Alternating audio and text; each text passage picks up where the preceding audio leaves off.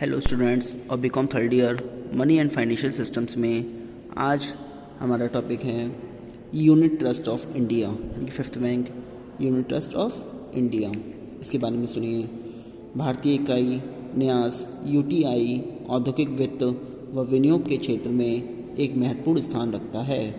इस तरह यह देश का एक प्रमुख वित्तीय मध्यस्थ है। यूनिट ट्रस्ट छोटे निवेशकों की बचत एकत्र करने के लिए यूनिटों की बिक्री करता है। यूनिटों की बिक्री से प्राप्त पूंजी लाभपूर्ण ढंग से प्रतिभूतियों में लगाई जाती है, जिनमें वैधानिक निगमों, कंपनियों व अन्य संस्थाओं के शेयर, बॉन्ड व अन्य स्टॉक शामिल हैं। देश में म्यूचुअल फंड क्रियाकलाप विकसित करने के उद्देश्य से यूटीआई द्वारा वर्ष 1964 में US 64 के रूप में एक योजना लागू की गई। 1 अक्टूबर 1971 से यूनिटों को बीमा योजना के साथ जोड़ा गया है। यह योजना unit linked insurance plan ULIP कहलाती है। मार्च 2002 के अंत तक यूटीआई की कुल संपत्ति 81,034 करोड़ रुपए थी। वर्ष 2000 से 2001 में यूटीआई ने कुल 6,770 करोड़ रुपए तथा वर्ष 2001-2 में 1,269.6 यानी कि 1,269.6 करोड़ रुपए का ऋण वितरित किया। 30 अक्टूबर 2002 को एक अध्यादेश प्रख्यापित किया गया, जिसने यूटीआई अधिनियम को निरस्त कर दिया और 2 कंपनियां यूटीआई 1 तथा यूटीआई 2 सृजित की। यूटीआई 2 एक भारमुक्त म्यूचुअल फंड है, जिसमें केवल NAV आधारित स्कीमें हैं। यूटीआई 1 में US 64 और आश्वासित बैंक ऑफ बड़ौदा आश्वासित प्रतिफल स्कीमें शामिल हैं। 15 जनवरी 2003 को यूटीआई 2 स्कीम नए मालिकों भारतीय state bank, bank of Baroda, Punjab national bank तथा जीवन बीमा निगम को अंतरित कर दी गई। नंबर 6 कोऑपरेटिव बैंक यानी कि सहकारी बैंक। भारत में सहकारी आंदोलन आरंभ करने का मुख्य उद्देश्य कृषकों की कृषि कार्यों हेतु कम ब्याज दर पर अपेक्षित पूंजी उपलब्ध कराना था, ताकि उन्हें महाजनों के चंगुल से मुक्त रखा जा सके। भारत में सहकारी बैंकों की संरचना त्रिस्तरीय है। इसमें नंबर 1 है प्राइमरी कोऑपरेटिव सोसाइटीज़ यानी कि प्राथमिक सहकारी समितियाँ। प्राथमिक सहकारी समितियाँ, जिन्हें प्राथमिक कृषि साख समितियों के रूप में भी जाना जाता है, ग्रामीण स्तर पर कृषि क्षेत्र की अल्पकालीन ऋणों की आपूर्ति करती है। गांव के कोई भी 10 व्यक्ति मिलकर ऐसी समिति की स्थापना कर सकते हैं। सामान्यतः यह कृषि क्षेत्र के उत्पादक कार्यों हेतु 1 वर्ष की अवधि का अल्पकालीन ऋण देती है। वर्तमान समय में 1 लाख प्राथमिक सहकारी समितियां कार्य कर रही हैं। नंबर 2 डिस्ट्रिक्ट कोऑपरेटिव बैंक्स यानी कि केंद्रीय सहकारी बैंक अथवा जिला सहकारी बैंक।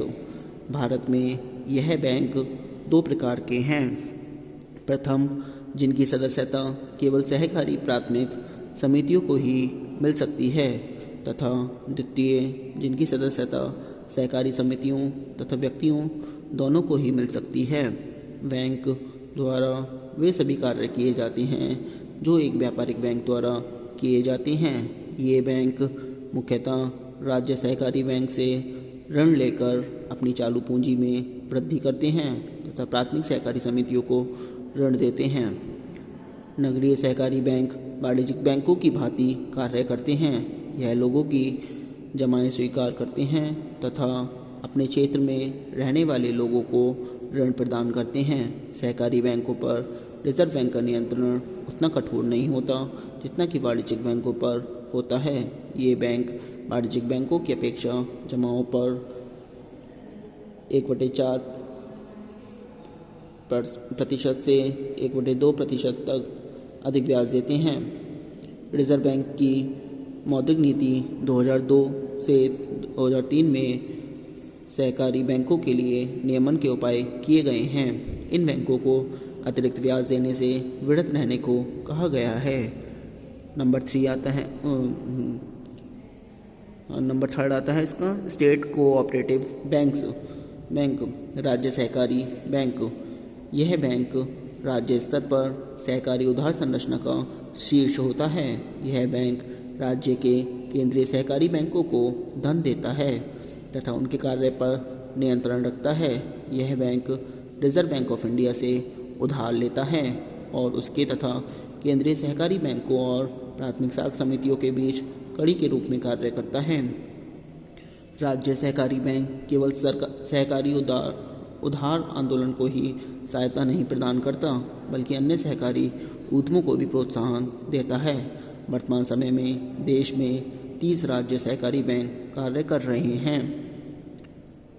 अब आता है number 7 national bank for agriculture and rural development यानी कि NABARD राष्ट्रीय कृषि एवं ग्रामीण विकास बैंक नाबार्ड। देश में कृषि एवं ग्रामीण वित्त की आवश्यकताओं की पूर्ति के लिए तथा साथ ही विभिन्न वित्तीय संस्थाओं के क्रियाकलापों में उचित समन्वय स्थापित करने के लिए 12 जुलाई 1982 को राष्ट्रीय कृषि एवं ग्रामीण विकास बैंक नाबार्ड की स्थापना की गई। नाबार्ड की प्राधिकृत पूंजी 5,000 करोड़ रुपए है। नाबार्ड द्वारा कृषि ग्रामीण विकास तथा ग्रामीण उद्योगों आदि के लिए पुनर्वित्त के रूप में ऋण दिए जाते हैं। यह कृषि साख संस्थाओं को एक छाते के नीचे लाकर अल्पकालीन, मध्यमकालीन एवं दीर्घकालीन ऋणों की व्यवस्था करता है। समन्वित ग्रामीण विकास को प्रोन्नत करने तथा सभी प्रकार के उत्पादन और विनियोग के लिए एक पुनर्वित्त संस्थान के रूप में कार्य करता है। यह सहकारी ऋण समितियों की हिस्सा पूंजी में योगदान देने के लिए राज्य सरकारों को 20 वर्ष तक की लंबी अवधि के लिए दीर्घकालीन ऋण प्रदान करता है। नाबार्ड द्वारा अनुसंधान व विकास निधि बनाकर कृषि एवं ग्रामीण विकास में शोध को प्रोत्साहित करता है।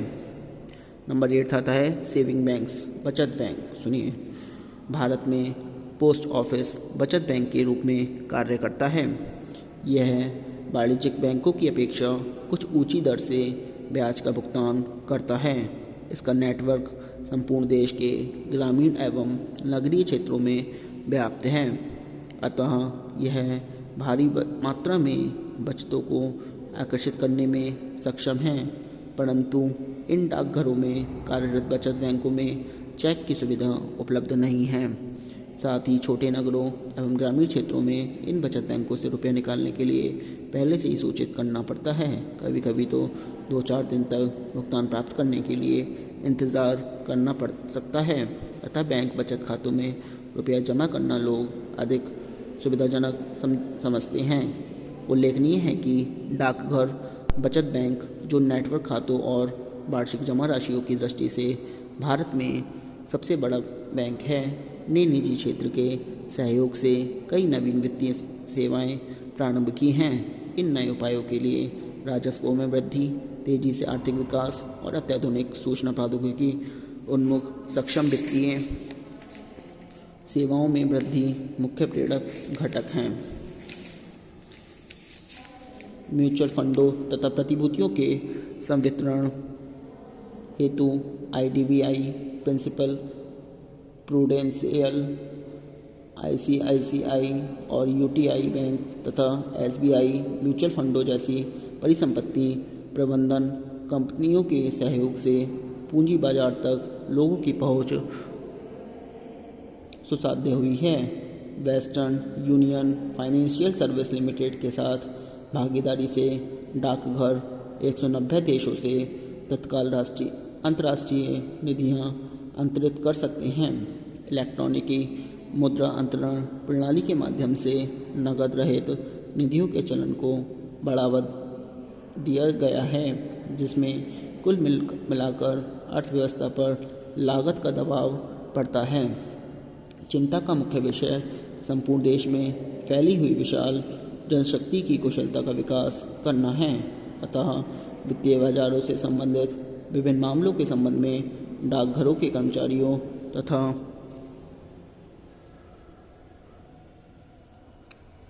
इसके ग्राहकों को प्रशिक्षण तथा शिक्षा देने के लिए इन्वेस्ट इंडिया इकोनॉमिक फाउंडेशन के साथ एक विशेष भागीदारी प्रारंभ की है। उपयुक्त संस्थागत वित्तीय मध्यस्थों के अतिरिक्त कुछ भारतीय एवं विदेशी निजी क्षेत्र की कंपनियां, वाणिज्यिक बैंकों तथा विकास बैंकिंग संस्थाओं द्वारा म्यूचुअल फंड स्कीम लागू की गई है, जो निवेशकों से जमा आकर्षित कर उन्हें सरकारी एवं अन्य संस्थाओं की प्रतिभूतियों, शेयरों एवं डिबेंचरों में लगाती है तथा निवेशकों के जोखिम को कम करने में सहयोग करती हैं। इसके अतिरिक्त विशिष्टीकृत बैंक यथा हाउसिंग फाइनेंस कंपनियां, जीवन बीमा निगम एवं वाणिज्यिक बैंकों द्वारा संचालित हाउसिंग स्कीम आदि भी वित्तीय मध्यस्थ का कार्य करती हैं। अगला टॉपिक है हमारा नॉन बैंकिंग फाइनेंशियल कंपनीज़। आज के बारे में थोड़ा सा बता देता हूँ, फिर आपको नेक्स्ट वीडियो में मिलेगी। सुनिए पहले, गैर बैंकिंग वित्तीय कंपनियाँ इसको बोलते हैं। निजी क्षेत्र की कुछ गैर बैंकिंग कंपनियां भी जनता से जमा स्वीकार करती हैं तथा उन्हें ऋण सुविधाएं उपलब्ध कराती हैं। ये कंपनियां जमाकर्ताओं को चेक बुक निर्गत करने के लिए अधिकृत नहीं होती हैं। साथ ही ये वित्तीय कंपनियां वाणिज्यिक बैंकों की भांति साख का निर्माण नहीं करती हैं, क्योंकि उनके द्वारा किए गए ऋण निष्कासन के बाद पुनः जमा नहीं होते। अतः उनके द्वारा दिए गए जाने वाले ऋणों की मात्रा सीमित होती है। ये गैर बैंकिंग कंपनियां प्राइवेट लिमिटेड कंपनी अथवा पब्लिक लिमिटेड कंपनी के रूप में देश भर में फैली हुई है। ये आज के लिए इतना ही, बाकी का हम नेक्स्ट वीडियो में बताएंगे। Thank you very much.